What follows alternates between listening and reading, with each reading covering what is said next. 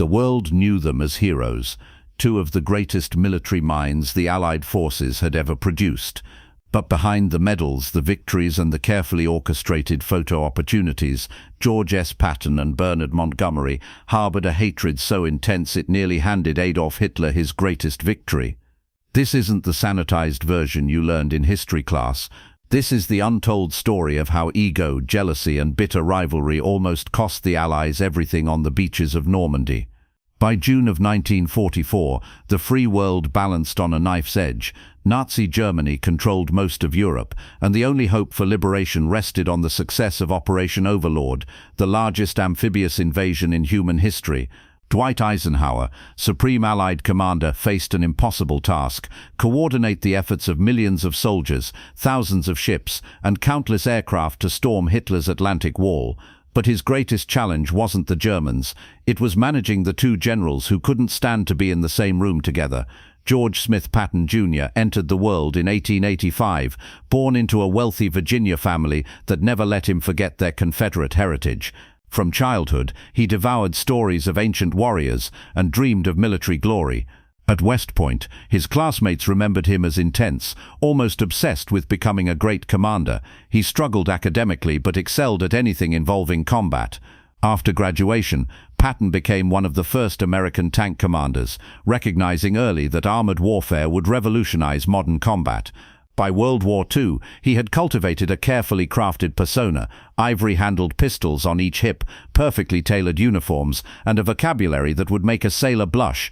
Patton didn't just want to defeat the enemy, he wanted to be remembered as the greatest warrior who ever lived. Bernard Law Montgomery came from a completely different world. Born in 1887 to a British missionary family, young Bernard grew up in Tasmania, where his mother's strict discipline bordered on abusive. He learned early that perfection was the only acceptable standard. Unlike Patton's flamboyant style, Montgomery developed a methodical, cautious approach to warfare. He believed in overwhelming preparation, refusing to attack until every detail had been planned and every advantage secured. His troops called him Monty, but there was nothing warm about the nickname. He was cold, calculating, and absolutely convinced of his own brilliance. When World War II began, Montgomery's careful tactics brought him success in North Africa, where he earned fame for defeating Erwin Rommel at El Alamein. The British press portrayed him as the savior of the empire, and Montgomery believed every word of it. These two men first crossed paths in North Africa during 1942. The British Eighth Army, under Montgomery's command, had been fighting Rommel's Afrika Korps for months. When American forces arrived, Patton took command of the Second Corps. The Allied plan seemed straightforward: squeeze Rommel between British and American forces, cutting off his escape. But from the start, Patton and Montgomery clashed. Patton thought Montgomery moved too slowly, too cautiously, letting opportunities slip away. He told his staff that Montgomery fought like an old woman, always worried about preserving his forces instead of destroying the enemy. Montgomery, in turn, viewed the Americans as undisciplined amateurs who didn't understand real warfare. He made his opinions painfully clear in meetings with other British commanders, calling the Americans brave but foolish. The tension exploded during the Tunisia campaign. Montgomery's carefully planned attack stalled, and Rommel exploited the delay to reinforce his positions. Patton, frustrated by the British delays, pushed his forces forward aggressively. His tanks broke through German lines and threatened to cut off Rommel's retreat. For a moment, it looked like the Americans might achieve what the British couldn't: a decisive victory. But then Montgomery's forces finally moved, and in the chaos of converging armies, a disaster nearly occurred. American and British units almost fired on each other. Eisenhower had to personally intervene, ordering both commanders to coordinate their movements. The meeting that followed became legendary among Allied staff officers. Patton and Montgomery sat across from each other, faces red with anger, barely maintaining military courtesy. Patton later wrote in his diary that he wanted to punch the smug British bastard in his smug British face. Montgomery told his aides that Patton was a cowboy playing at war, but the real hatred began in Sicily during the summer of 1943. Operation Husky aimed to knock Italy out of the war by capturing Sicily, the large island at the toe of the Italian boot. Eisenhower gave overall command to British General Harold Alexander, with Montgomery commanding the Eighth Army and Patton leading the American Seventh Army. The original plan assigned Montgomery the main advance up the eastern coast toward Messina, while Patton's forces would protect Montgomery's flank. From the moment Patton saw the plan, he seethed. Once again, the British would get the glory, while Americans played a supporting role. He lobbied Eisenhower for permission to make his own advance, arguing that his forces could reach Messina just as quickly as Montgomery's. The invasion began on July 9th, and immediately Montgomery's advance bogged down.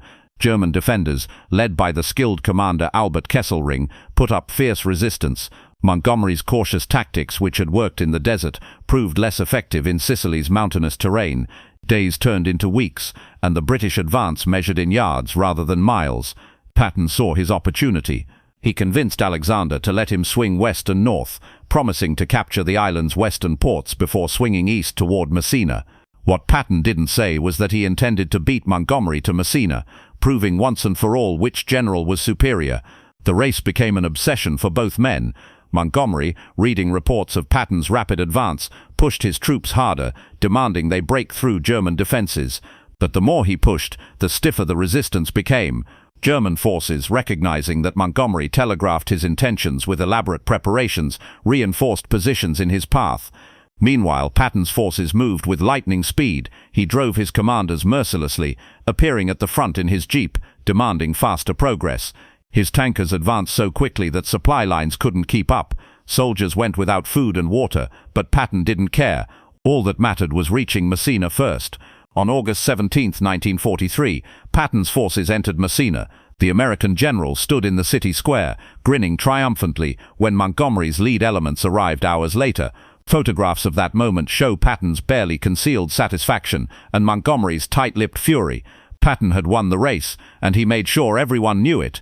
He gave interviews to war correspondents, praising his American soldiers and subtly suggesting that British caution had allowed German forces to escape across the Strait of Messina to mainland Italy. Montgomery privately raged at what he called Patton's grandstanding, but the damage was done. American newspapers celebrated Patton as a hero, while British papers questioned Montgomery's tactics. But Patton's triumph turned to ashes within weeks. During the Sicily campaign, he had visited field hospitals to check on wounded soldiers. At two separate hospitals, Patton encountered men suffering from what doctors called battle fatigue, what we now recognize as post-traumatic stress disorder. Patton, who believed that fear was a weakness to be overcome through willpower, became enraged.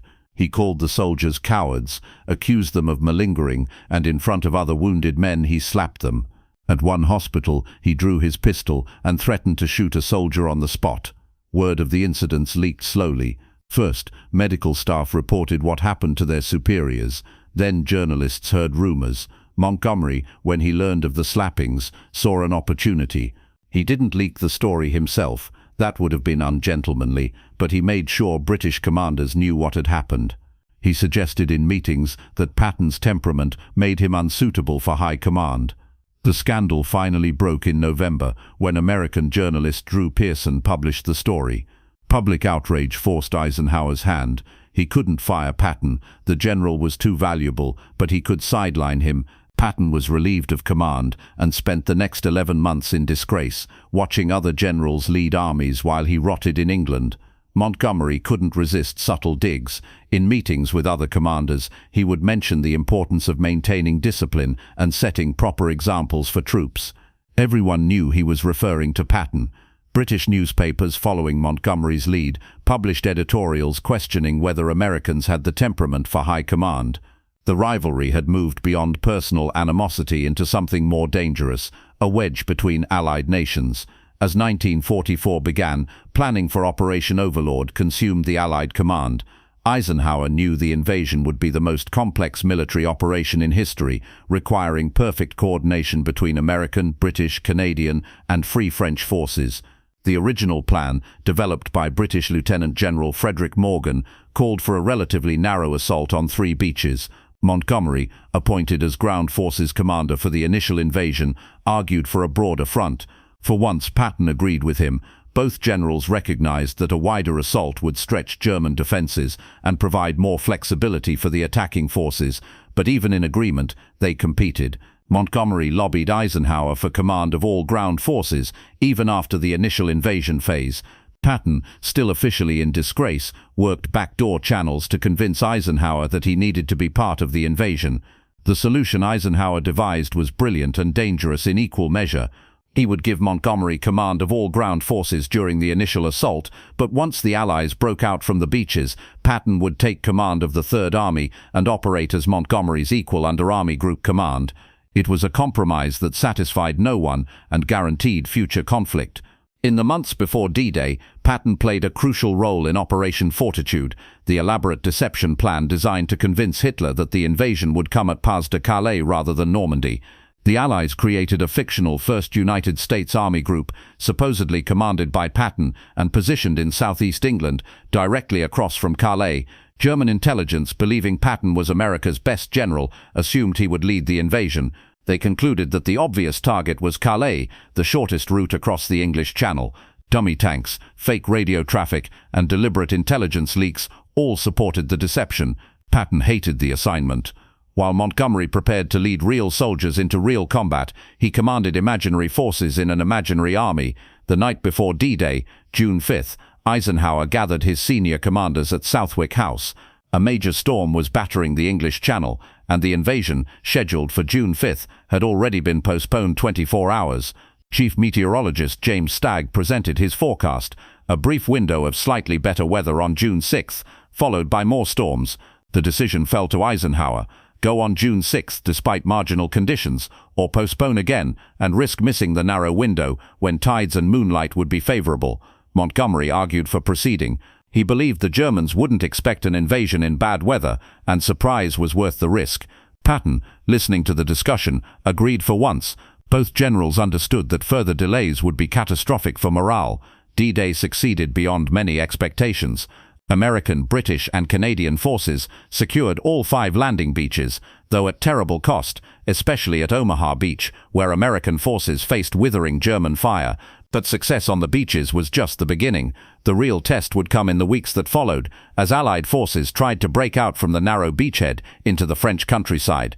Montgomery's British and Canadian forces, landing on the eastern beaches, faced the bulk of German armored divisions.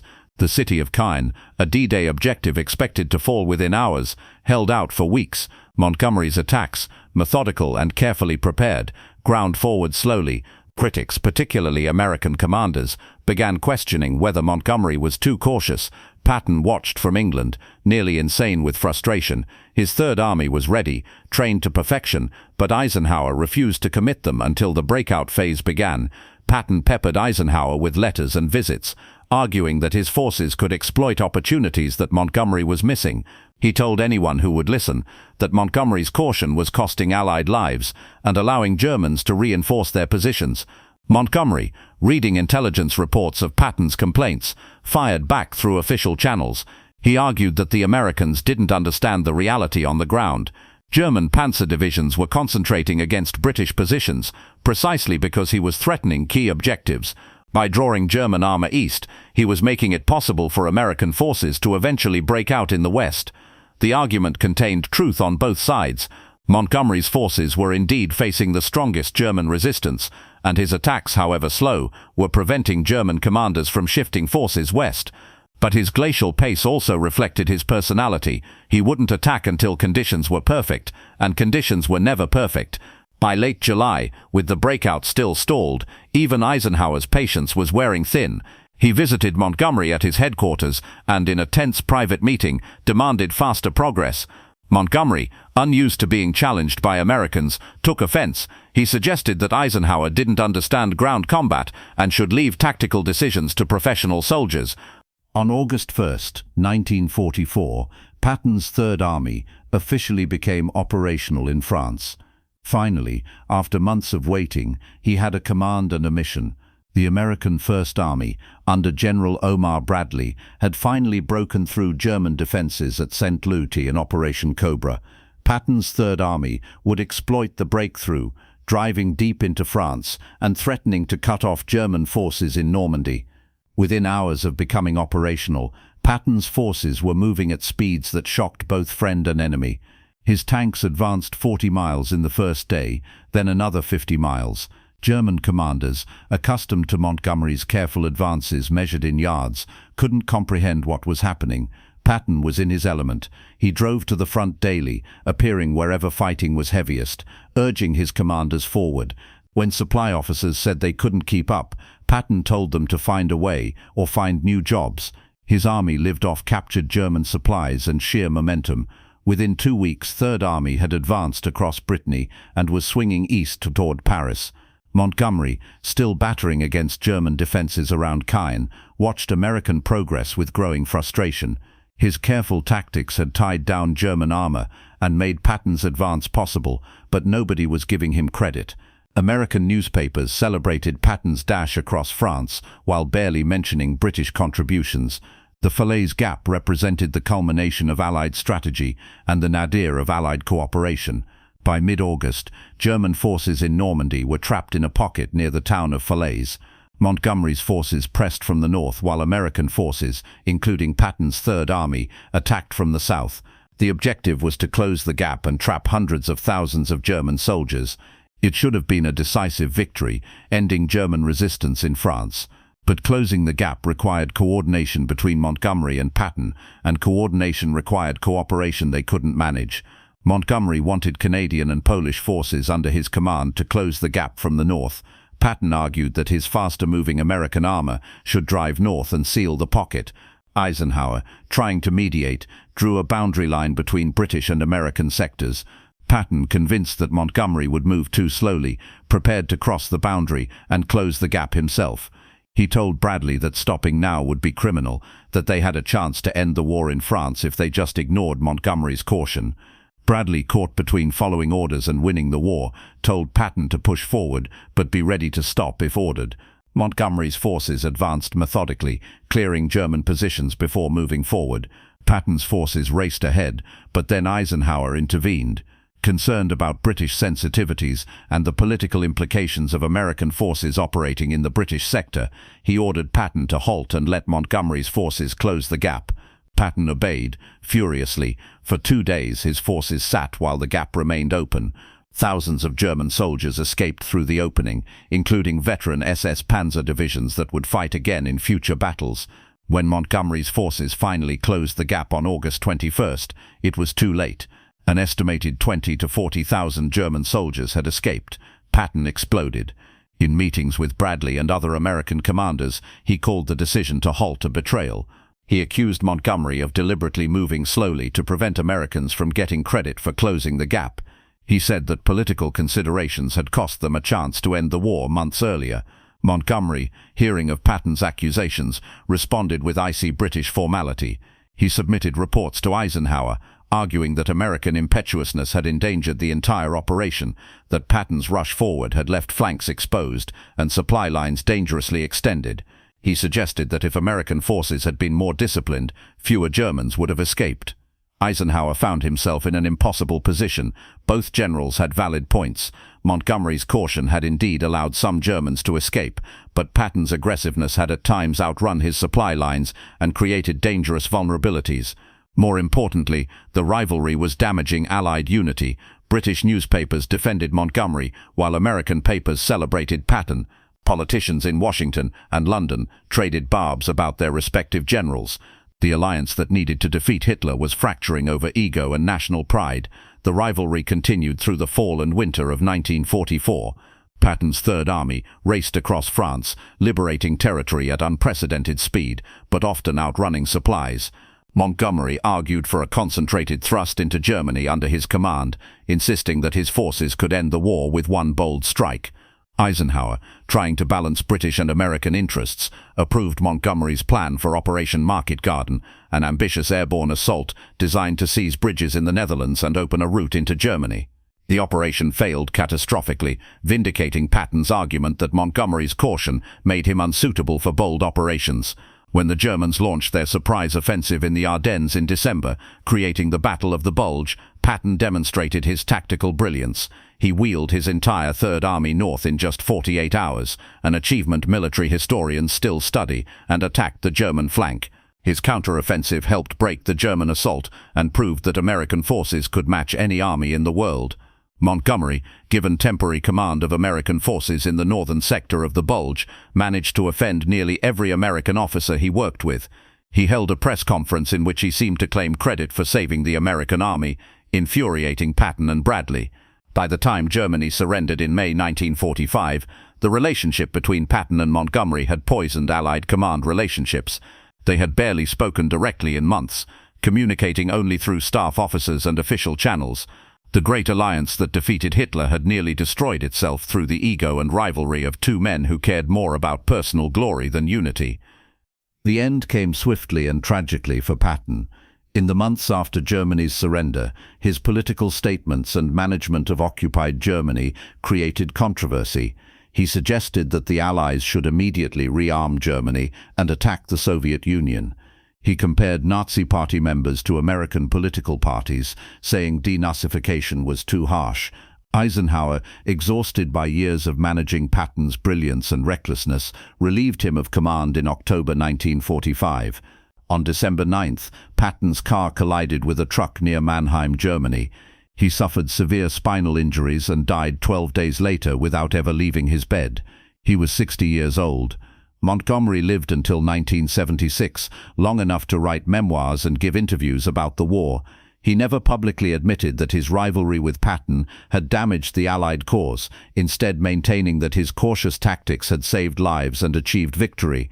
But in private moments, particularly as he aged, he expressed regret. He told his son that he had been too proud, too certain of his own brilliance. He admitted that Patton, for all his flaws, had been a remarkable commander whose aggressive tactics achieved results.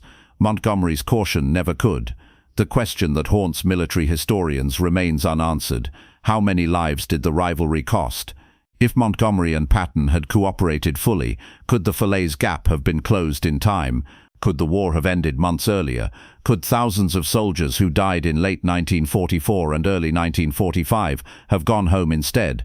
We'll never know for certain, but the evidence suggests that personal animosity between two commanders shaped the course of history in ways that had nothing to do with military necessity. June 6, 2024, marked the 80th anniversary of D-Day.